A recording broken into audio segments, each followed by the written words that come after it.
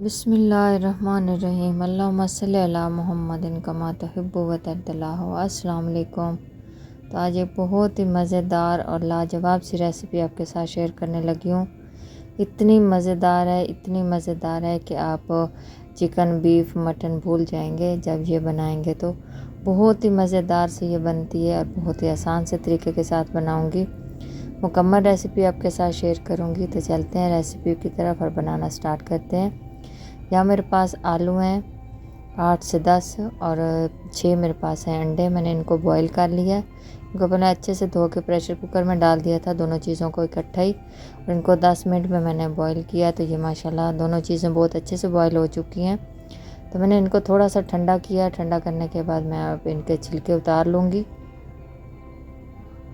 थोड़ा सा इसको ठंडा कर लें तो छिलके बहुत आसानी के साथ उतर जाते हैं, अंडे के भी और आलूओं के भी। तो इस तरह मैं इनको सबको पील कर लूँगी, छिलके उतार दूँगी इनके। तो अब हम एक फ़ोक लेंगे या आप छुरी ले लें, तो उसकी मदद से ना हम इसके छोटे छोटे ना ऐसे इसके अंदर इसके सुराख कर लेंगे, अंडे में भी और आलूओं में भी। तो इसकी रीज़न भी बताती हूँ मैं आपको। तो इस तरह मैं सारे इसी तरह कर लूँगी फ़ोक के साथ। तो ये देखें ये सारे हो गए। तो यहाँ हम घी लेंगे, घी यहाँ थोड़ा सा ज़्यादा लेंगे हम। तो घी को गर्म होने के लिए छोड़ देंगे। तो यहाँ घी गर्म हो गया, बहुत ज़्यादा गर्म नहीं करना, बस बिल्कुल हल्का गर्म था। तो मैंने इसके अंदर ये आलू और अंडे डाल दिए हैं।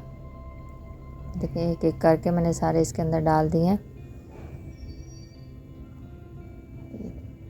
तो अब एक दफ़ा इसको हिलाएंगे थोड़ा सा, तो फिर इसको पकने के लिए छोड़ देंगे।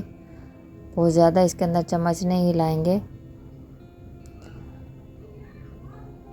तो ये देखें इस तरह इसको आराम से इसको मिक्स करेंगे ताकि ये टूटे ना। अच्छा, इसको जो इसके अंदर मैंने सुराख किए हैं उनका रीज़न ये है कि जब हम इसको ऑयल में इस तरह फ्राई करेंगे तो ये फटेंगे नहीं। अगर बगैर इसके हम इसके अंदर सुराख नहीं करेंगे, ऐसे ही डाल देंगे, तो अंडे जो हैं वो एकदम से ना फट जाएंगे, और आलू जो हैं वो फटेंगे तो नहीं, लेकिन इस तरह उनके अंदर भी बहुत ही अच्छे से ना वो अंदर से भी फ्राई हो जाएंगे। मसाला बनाएंगे तो मसाला भी उनके अंदर अच्छे तक जाएगा, तो ये अंदर से भी फीके नहीं होंगे। माशाल्लाह बहुत ही मज़े के बनेंगे। अंडों को तो लाजमी इस तरह करके डालना चाहिए अगर आप इस तरह फ्राई करेंगे तो, नहीं तो वो एकदम से ऐसे ब्लास्ट हो जाता है, फट जाते हैं, उसकी जर्दी अलहदा हो जाती है। तो यहाँ कुछ मैंने घी डाल दिया है और इसके अंदर डालेंगे ये कुछ खड़े मसाले। थोड़े से लौंग है, थोड़ी सी काली मिर्च है, थोड़ी सी जलवतरी का टुकड़ा है, थोड़ा सा जायफल है कूटा हुआ, 2 दालचीनी के टुकड़े हैं छोटे छोटे, और 2 बड़ी इलायची, ये डाल देंगे। इसको भी मैंने बहुत ज़्यादा गर्म ऑयल में नहीं डाला, हल्का सा गर्म मैंने ऑयल किया, घी किया, तो उसके अंदर मैंने इसको डाल दिया। इसके ये 2 बड़े साइज़ के मेरे पास प्याज थे, इनको मैंने ग्राइंड कर लिया था, वो डाल देंगे। थोड़ी सी उसकी भुनाई की तो अब इसके डालेंगे अदरक लहसुन का पेस्ट 1 चम्मच। अब इसकी अच्छे से भुनाई करेंगे अदरक लहसुन की, ताकि इसकी स्मेल जो कच्चापन होता है वो ख़त्म हो जाए। ये हल्की आंच पे ही मैं इसको बना रही हूँ, आंच को ज़्यादा तेज़ नहीं किया। और यहाँ डालेंगे थोड़ा सा आधा चम्मच के करीब है कुटी हुई सब्ज़ मिर्च। अगर ग्राइंड करके डालेंगे तो फिर थोड़ा सा कलर चेंज हो जाता है, तो इस तरह डालें तो कलर नहीं चेंज होता। तो यहाँ डालेंगे कुछ मसाले, 2 चम्मच सूखा धनिया, 1 चम्मच नमक, 1 चम्मच सफ़ेद मिर्च, और आधा चम्मच इसके जाएगा काली मिर्च का।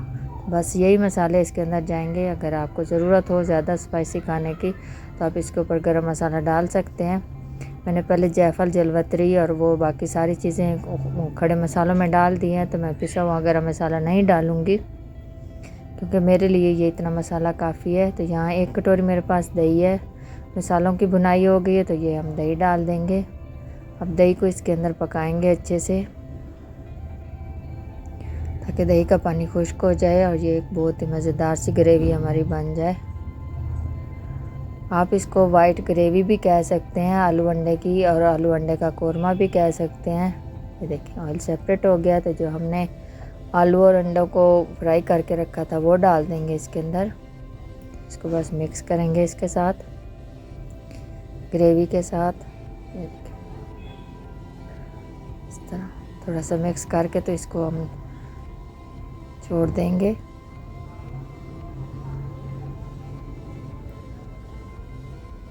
चम्मच को बहुत तेज़ नहीं लाएंगे कि ये टूटे ना। तो ये देखिए, अब इसके अंदर हम एक चाय मसाला डालेंगे। तो ये है मेरे पास कुछ काजू है, कुछ पिस्ता है, थोड़े से अखरोट हैं, भुने हुए चने हैं और 4 छोटी इलायची है। तो इसको हम एक मिक्सी जार में डाल के तो इसका पाउडर बना लेंगे। चाहे तो बादाम भी डाल सकते हैं, वैसे ज़्यादातर बादाम भी जाता है, मेरे पास इस टाइम नहीं था तो मैंने अखरोट डाल दिया है। ये देखिए पाउडर बन गया हमारा। तो यहाँ हमारा पहले ग्रेवी बहुत मज़े की बनी हुई थी, तो अभी हम ये डाल देंगे। तो ये डालने से इसके जायके को 4 चांद लग जाएंगे। मैं कहती हूँ इतना कमाल का ये कौरमा तैयार होता है, यकीन जानिए आप एक दफ़ा बनाएंगे तो आप चिकन मटन बीफ कौरमा भूल जाएंगे। इतना टेस्टी और इतना ईजी बनता है ये, कमाल का। तो यहाँ तो थोड़ी सी ग्रेवी मुझे ज़्यादा थिक लग रही थी तो मैंने थोड़ा सा पानी डाल दिया है। अब भी डाल सकते हैं, जितनी पतली आपको ग्रेवी चाहिए आप उतनी बना सकते हैं। तो मैं 5 मिनट के लिए इसको ढक दूँगी, बिल्कुल स्लो आंच पे इसको पकाएंगे। तो ये देखें जी माशाल्लाह, थोड़ा सा इसको मिक्स करेंगे। मैंने थोड़ा सा इसके अंदर पानी डाल दिया था क्योंकि मुझे पतली ग्रेवी चाहिए थी। और आलू और अंडों के साथ ग्रेवी वाकई थोड़ी सी पतली हो तो ही अच्छा लगता है, क्योंकि ये बिल्कुल फिर ड्राई ड्राई अच्छा नहीं लगता। तो ये देखें ऑयल सेपरेट हो गया इसका। अब थोड़ा सा इसके ऊपर डालेंगे जी धनिया। इतनी लाजवाब रेसिपी है, यकीन जानिए आप एक दफ़ा ज़रूर बनाइएगा, आपको बेहद पसंद आएगी। और प्लीज़ वीडियो को मुकम्मल देख लिया करें। तो वीडियो पसंद आए तो लाइक और शेयर कर दिया करें, कमेंट्स कर दिया करें। आपकी सपोर्ट की बहुत ज़रूरत है, तो प्लीज़ सपोर्ट किया करें। आपका बहुत शुक्रिया, तहे दिल से आपकी शुक्रगुज़ार हूँ जो भी मेरी वीडियो को देखते हैं या पसंद करते हैं। और ये देखें जी माशाल्लाह, यहाँ मैंने एक आलू लिया है और एक अंडा निकाला है। और यकीन जानिए कोई पहचान भी नहीं पाएगा कि आलू कौन सा है और अंडा कौन सा है। इतना ज़बरदस्त दोनों पे कलर एक जैसा आया है कि पहचानना मुश्किल है। तो ये ग्रेवी देखें माशाल्लाह कितनी स्मूथ और कितनी ज़बरदस्त है। खुशबू तो इतनी ज़बरदस्त आ रही है कि बस क्या बताऊँ आपको। तो ये देखें कितने सॉफ्ट अंदर से भी और बाहर से भी, ये कितना मज़े का बनता है। ये देखें ज़रूर ट्राई कीजिएगा। वीडियो पसंद है तो लाइक और शेयर कर दिया करें। आपका बहुत शुक्रिया। अल्लाह हाफिज़।